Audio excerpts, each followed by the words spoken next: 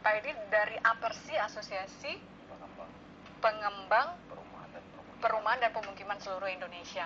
Kalau Bapak melihat dari tahun ke tahun grafiknya, Pak, kita lihat untuk khusus masyarakat berpenghasilan rendah seperti apa animo mereka atau kemampuan bayar mereka seperti apa, Pak? Kalau kita lihat, jadi berdasarkan data BPS, ini dari tahun ke tahun kebutuhan akan perumahan ini semakin meningkat. Berapa persen, Pak? Sampai saat ini mereka yang tidak memiliki rumah itu 22%. Dari total? Identifikasi lagi dari 8,4 juta ini. Karena menurut saya dari data BPS juga itu terlihat bahwa penduduk miskin itu jumlahnya hampir sama, yaitu sekitar 12,3%. Itu angkanya hampir sama, 8,3 juta kepala keluarga diperkirakan seperti itu.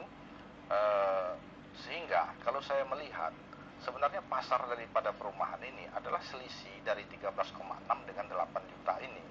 Jadi perkiraan saya pasar untuk MBR itu adalah 5,6 juta, bukan 8,4 juta seperti yang sering didengungkan. Karena apa? Karena yang 8,4 juta ini sudah pasti masyarakat miskin. Masyarakat miskin ini gaji mereka hanya $1, diperkirakan sekitar per hari. Jadi sekitar 240.000 satu bulan. Kalau dikalikan 4 itu sekitar 900 ribuan. Jadi mereka ini sudah pasti tidak mampu untuk membeli rumah. Nah, kelompok ini adalah tugas pemerintah murni yang harusnya dibuatkan seperti rusunawa ataupun dibuatkan rumah singgah atau rumah khusus. Nah, selebihnya 5,6 juta ini adalah MBR plus komersil. Mungkin di antara ini ada 80% lah MBR-nya. Inilah tugas kami sebagai pengembang bekerja sama dengan pemerintah, khususnya untuk kemampuan mereka. Tentunya kita dengan deputi pembiayaan, dan kita memberikan apresiasi kepada deputi pembiayaan karena sudah banyak kebijakan-kebijakan yang diberikan kepada kita pengembang yang cukup baik, yang cukup membantu masyarakat berpenghasilan rendah untuk melakukan ataupun mencicil perumahan. Tetapi memang di dalam pelaksanaannya ada beberapa persyaratan-persyaratan yang bagi masyarakat MBR ini masih sangat memberatkan. Ya. Misalnya? Misalnya salah satunya saya contohkan adalah persyaratan harus melengkapi SPT tahunan. Kita tahu kalau SPT berarti harus punya NPWP. Pajak ini momok bagi masyarakat kita. Mereka mendengar pajak ini aja udah sangat takut.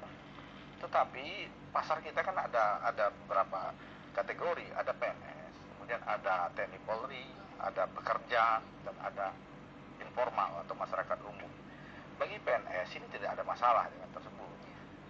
TNI Polri pun tidak ada masalah. Kemudian pekerja ini kaitannya mereka dengan perusahaan swasta.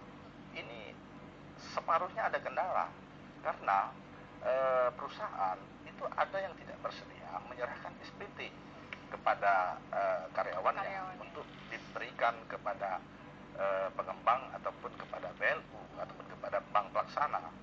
Ini kita tidak tahu, ini dalam tanda kutip alasannya kita apa? Perkirakan jangan-jangan yang dilaporkan SPT-nya itu berbeda dengan yang ada, dengan yang dipotong. Itu dalam tanda kutip seperti itu.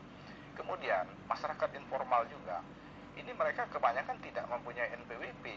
Nah, bagi mereka yang baru, ini mungkin tidak terlalu masalah kita buatkan kan.